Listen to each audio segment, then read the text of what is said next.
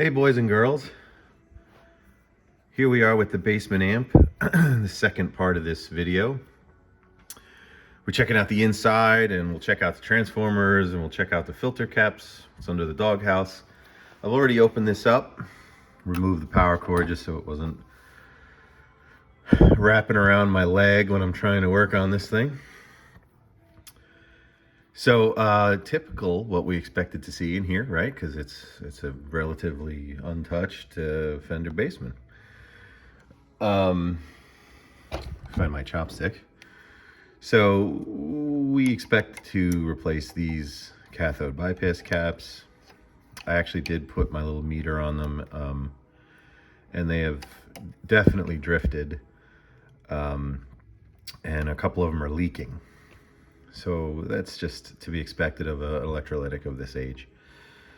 We'll also check to see that, our plate resistors or anything else is within spec. We'll also see if there's any microphonic caps, like these guys tend to be microphonic.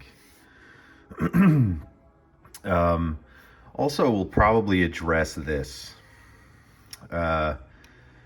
Like, this is old school, right? No ground in the power cord, so this would get looped through, and then there was this depth cap attaching power through this being filtered through this cap to the chassis, and you could switch that back and forth to reduce hum or get rid of hum or whatever. So what I like to do is I'll wire to this outlet, but I will bypass this stuff. Get rid of it, and just rewire the power section. The other thing we'll check is these grid and screen resistors. Because of the heat from the tubes, they tend to drift out of spec all the time because they sit right on top of this power tube. However, this amp doesn't have any use in it, so they may be totally fine. We'll check them out and see what's going on.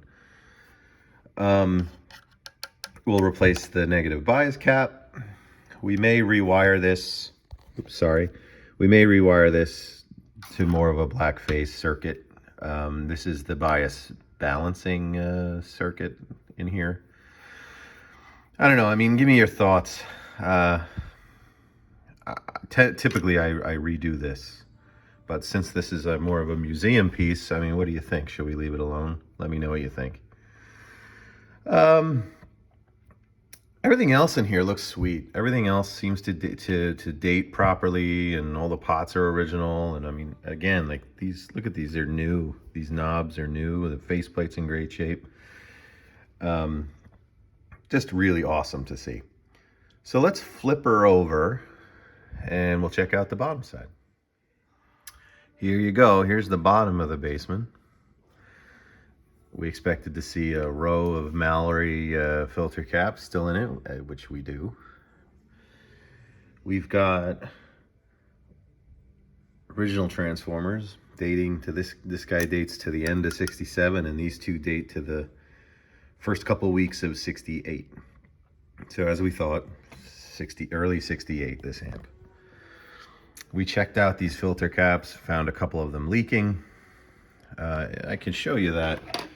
This is a cool meter that I bought,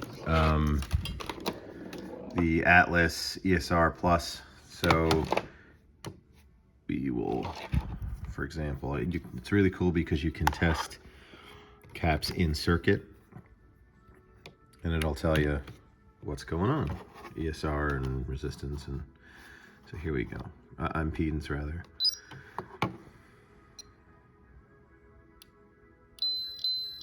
So there you go. This guy's showing as leaking, which is really handy. Now, most of the time, obviously, some guys are going to be like, "Oh yeah, well, what a waste of time," because you should just replace those anyway, and you'd be right.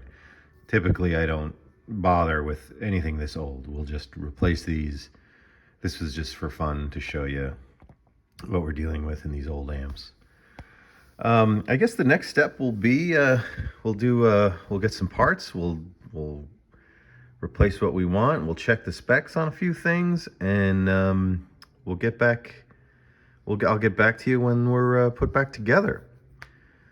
Thanks for watching. Talk to you soon.